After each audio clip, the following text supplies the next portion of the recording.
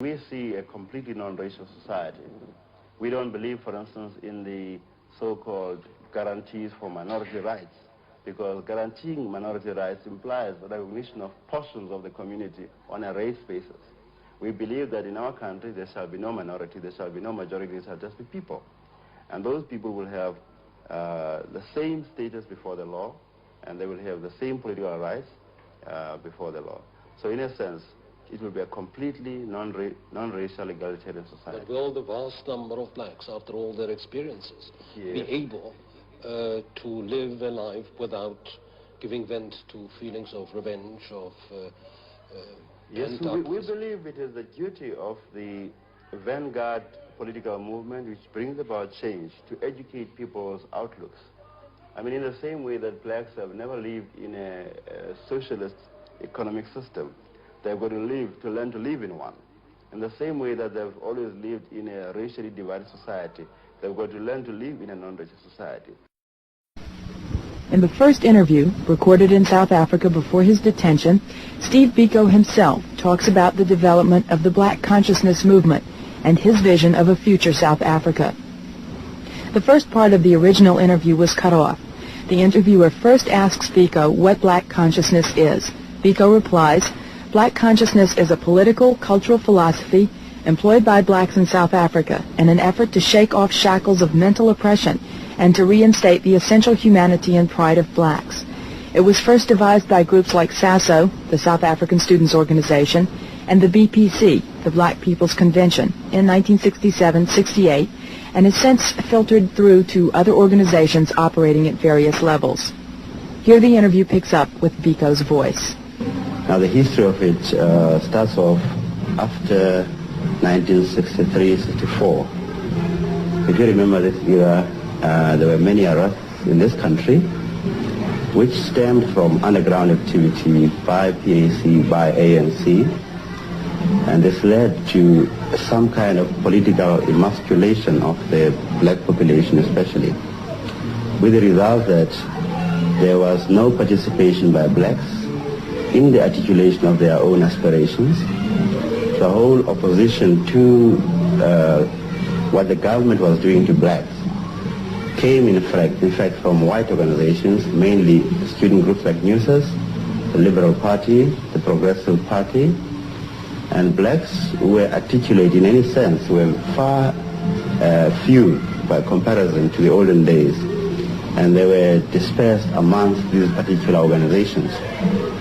Now, when I came to university, which was sometime in 1966, in my own analysis and that of my friends, there was some kind of anomaly in this situation where whites were in fact the main participants in our oppression, and at the same time the main participants in the opposition to that oppression. It implied therefore that at no stage in this country were blacks throwing in their lot in the shift of political opinion. The arena was totally controlled by whites in what we called totality of white power at the time. So we argued that any changes which are to come can only come as a result of a program worked out by black people. And for black people to be able to work out a program, they need to defeat the one main element in politics which was working against them, and this was the psychological feeling of inferiority, which was deliberately cultivated by the system. So equally too, the whites, in order to be able to listen to blacks, needed to defeat the one problem which they had, which was one superiority. Now the only way to come about this, of course, was to look anew at the black man in terms of what it is in him that is lending him to denigration so easily. So first of all, we said as black students, we could not participate in multiracial organizations, which were by far white organizations, because in this country there is an overwhelming number of white students at university. And secondly, these organizations were concentrating mainly on problems which were affecting the white student community. And thirdly, of course, when it came to political questions, they were far more articulate than the average black students because of their superior training. And because of their numbers, they could outvote us on any one issue, which meant that NUSAS, as an organization, gave political opinions which were largely affected by the whiteness of that particular organization.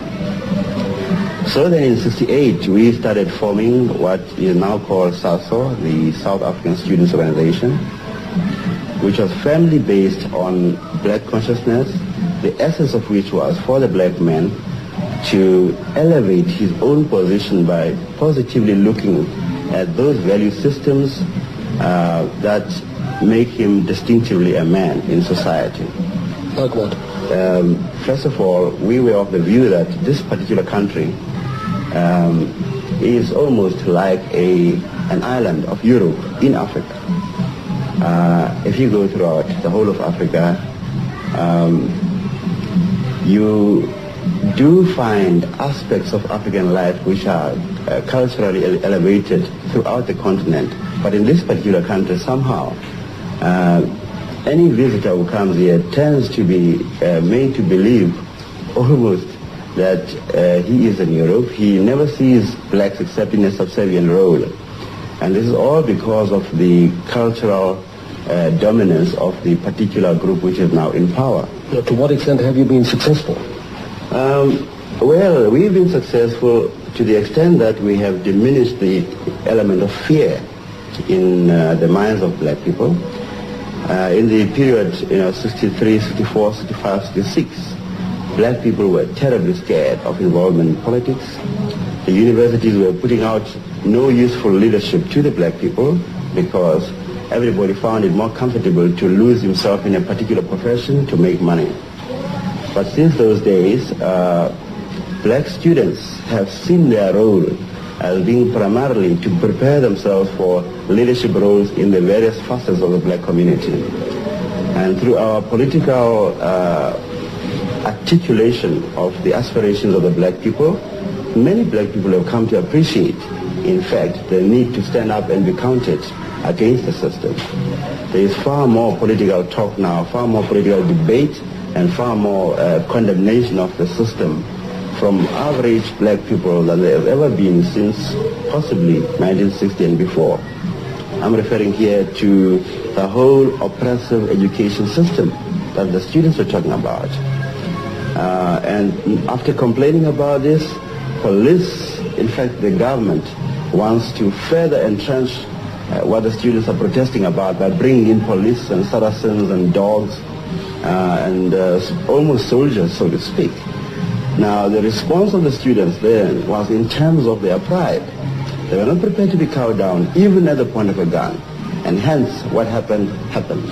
Some people were killed, and this riots just continued and continued.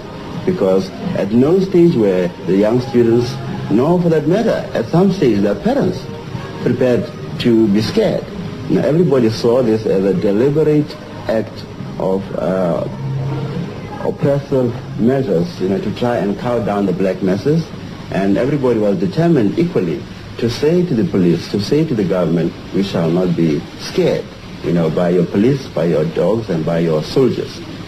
Now, this is the kind of lack of fear one is talking about, which I see as a very important determinant in political action. Since last June, something like 400 young blacks were killed. 499, actually. 499. And you think that this will not be a deterrent? No. I think it has been a very useful weapon in urging the young and the old. I mean, before then, there was obviously a difference in the outlook of the old generation to the younger generation. The younger generation was moving too fast for the old generation. The old generation was torn between Bantustan politics on the one side, old allegiances, which were not progressive allegiances, to groups like ANC, PAC, without any resultant action. And there were those who were simply too scared to move. You condemn Bantustan leadership altogether? Yes, of course. We condemn Bantustan leaders, even the best of them, like that. Yeah. Well, just say a few words on that. Well, our attitude here is that you cannot, in pursuing the aspirations of black people, operate from a platform which is meant for the oppression of the black people. Now we see all these so-called Bantustan platforms as being deliberate creations by the nationalist government to contain the political aspiration of the black people and to give them pseudo-political platforms to direct their attention to. Now men like Gacha Buthelezi, Machanzima, Mangope, and so on are all participants in the white man's game of holding the aspirations of the black people. Now, we do not feel it is possible in any way to turn such a platform to useful work. We believe the first principal step by any black political leader is to destroy such a platform and destroy it and without giving it any form of respectability. So once you step in it, once you participate in it, whether you are in the governing party or the opposition, you are in fact giving sanctity to it. You are giving respectability to it. So in a sense, people like Gacha Buthelezi, like Machanzima, and like Mangope are participants in a white man's game. And they are participants at the expense of the black man. And they are leading black people to a divided struggle, to speak as Zulus, to speak as Xhosas, to speak as Pedis, which is a completely new feature in political life of black people in this country. We speak as one combined whole, directing ourselves to a common enemy, and we reject anyone who wishes to destroy that unity. Yeah, we are, as I was saying, of the view that we should operate as one united whole towards attainment of an egalitarian society for the whole of Tanzania. And therefore, any entrenchment of tribalistic, racialistic, or any form of sectional outlooks is abhorred by us. We hate it and we seek to destroy it. And it is for this reason, therefore, that we cannot see any form of coalition with any of the Bantustan leaders, even the so-called best of them like Gacha Buthelezi, because they destroy themselves by virtue of the kind of argument that one has put up. Well, the government, of course, as you know, says that all this unrest really is due to communist agitation. Are you a communist? We are by no means communists. Neither do I believe for a moment that the unrest is due to communist agitation. I do know for a fact that there has been participation, it would appear anyway, from science, by a lot of people in the unrest. But the primary reason behind the unrest is simple lack of patience by the young folk with a government which is refusing to change. Refusing to change in the educational sphere, which is where they were directing themselves, and also refusing to change in a broader political situation. Now, when these young chaps started with their protest, they were talking about Afrikaans, they were talking about Bantu education, and they meant that. But the government responded in a high-handed fashion, assuming, as they've always done, that they are in a situation of total power. But here, for once, they met a student group which was not prepared to be thrown around all the time. They decided to flex their muscle, and of course, the whole country responded. Simply because I was still saying that there are lessons to be gleaned from this whole unrest situation of last year. In the first instance, I think blacks have flexed their muscle a bit, and they now know the degree of dedication that they can find amongst their own members when they are called to action. And they now know the kind of response they will get from the various segments of the population, the youth, the oldies, and so on. And the second lesson, of course, is the response from the governments and the white population at large. The government responded in one way, and the white population also in another way. One doesn't want to get into details here, but reading newspapers, you get some kind of idea of the extent of fear that was prevalent in white society at a particular time, especially just after the first onslaught in Soweto, where there was a real fear throughout the community, throughout the country. Nobody knew just where something would happen next. So how will these lessons express themselves in future? I'm of the view that any recurrence of disturbances of that nature can only result in more careful planning and better calculation, thereby achieving the desired results to a greater extent than the spontaneous situation we had last year, for instance. And you believe that by these means you will bring about a real change of the society? I see this as only an expression, one form of an expression of discontent inside. I'm of the view that the whole change process is going to be a protracted one in this country. It depends entirely on the degree to which the nationalist government is prepared to hold on to power. And my own analysis is that they are wanting to hold on to power and fight with their backs to the wall. Now, conflict could only be avoidable if they were prepared to avoid it. Those who are at the seeking end, that is, those who want justice, who want an egalitarian society, can only pursue their aspirations according to the resistance offered by the opposition. And if the opposition is prepared to fight with their backs to the wall, conflict can be avoidable. Now, we as BPC, I am a member of the Black Consciousness Movement. I was a member of BPC before I was banned, and now I have been, I'm told, appointed as honorary president of BBC. Now, the line that BBC adopts is to explore as much as possible non-violent means within the country, and that is why we exist. But there are people, and there are many people, who have despaired of the efficacy of non-violence as a method. They are of the view that the present nationalist government can only be unseated by people operating a military wing. I don't know if this is the final answer. I think in the end there is going to be a totality of effect of a number of change agencies operating in South Africa. I personally would like to see less groups. I'd like to see groups like ANC, PAC, and the Black Consciousness Movement deciding to form one liberation group. And it is only, I think, when black people are so dedicated and so united in their cause that we can effect the greatest results. And whether this is going to be through the form of conflict or not will be dictated by the future. I don't believe for a moment that we are going to willingly drop our belief in the non-violence stance as of now. But I can't predict what will happen in the future, in as much as I can predict what the enemy is going to do in the future. Can you guess at all at the number of years the change might take? That's a very difficult exercise. I don't want to get involved in that kind of exercise. Some people say 5 years, others say 10 years. I think we are not at a stage yet where it is possible to fix a precise timetable. When you speak of an egalitarian society, do you mean a socialist one?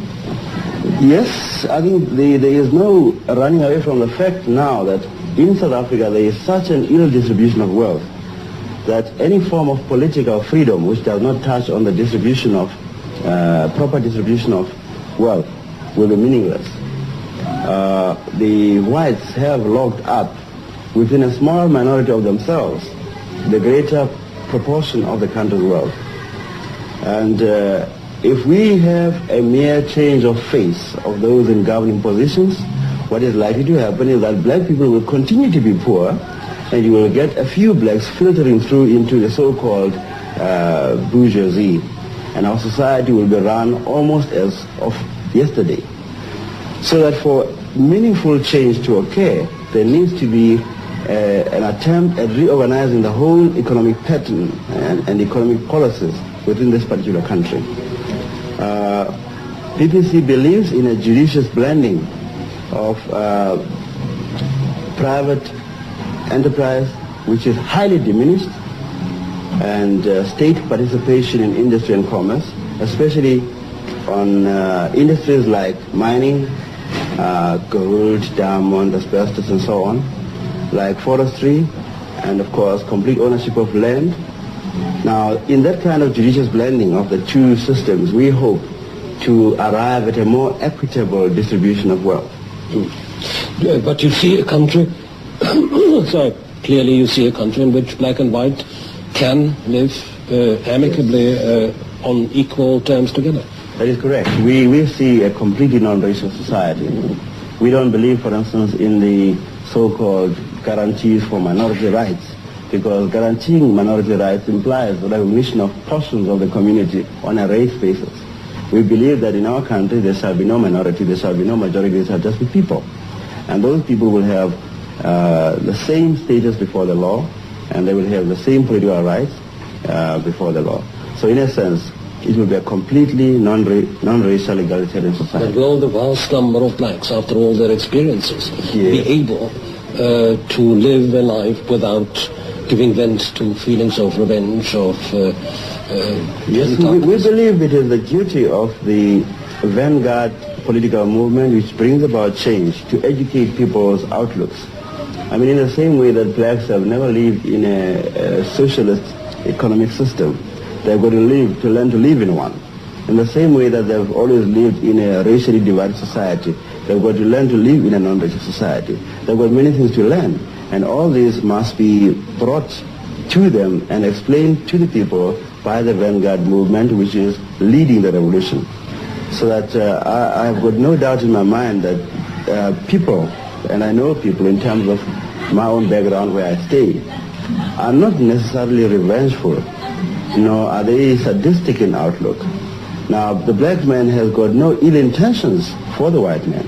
The black man is only incensed at the white man to the extent that he wants to entrench himself in a position of power to exploit the black man. But beyond that, nothing more. And we don't need any artificial majorities, any artificial laws to entrench ourselves in power, because we believe once we come into power, our sheer numbers will maintain us there. So we do not have the same fear that the minority white government has been having all along, which has led to these many laws, designed to keep them there. As you know, the main argument of the government is always that the black man just isn't on a civilizational level at present to pull his full weight politically. Yeah. And now, do you think of a one-man, one-vote franchise? Yes, we do think so, entirely. Entirely one man, one vote, no qualification whatsoever, except the normal ones which you find throughout the world. And you think that the black man, in fact, is perfectly well able? The black man is well able, and the white man knows it. I mean, the irony of that kind of situation is that when the white government negotiates so-called independence for the so-called Transkei, they don't speak in terms of a qualified franchise. In the Transkei, every Transkeian votes, you see, and you get white nationalist politicians arguing that this is a system which is going to work for the Transkei. But somehow when it comes to the broader country, the blacks may not vote because they don't understand the sophisticated, economic patterns out here. They understand nothing. So they need to operate at a different sort of level. Now this is all nonsense. It is meant to entrench the white man in the position in which he finds himself today. We will do away with it altogether. There will be a completely non-racial franchise, and black and white will vote as individuals in our society. Well, this is all fascinating. As an outsider visitor, I can only say that my feeling is that this is bound to be a very long and probably a very bloody road. There is that possibility. There is that possibility, but as I said earlier on, it will be dictated, purely by the response of the Nationalist Party. If they've been able to see that in Rhodesia, Smith must negotiate with the leaders of the black people in Rhodesia. Yes, I think conflict is unavoidable given the predictable response from the present system. And this conflict can be pretty generalized and extensive and protracted. My worst fears are that working on the present analysis, conflict can only be on a generalized basis between black and white. We don't have sufficient groups who can form coalition with blacks, that is, groups from the whites at the present moment. But the more such groups come up, the better to minimize that conflict. Mr. Biko, thank you very much.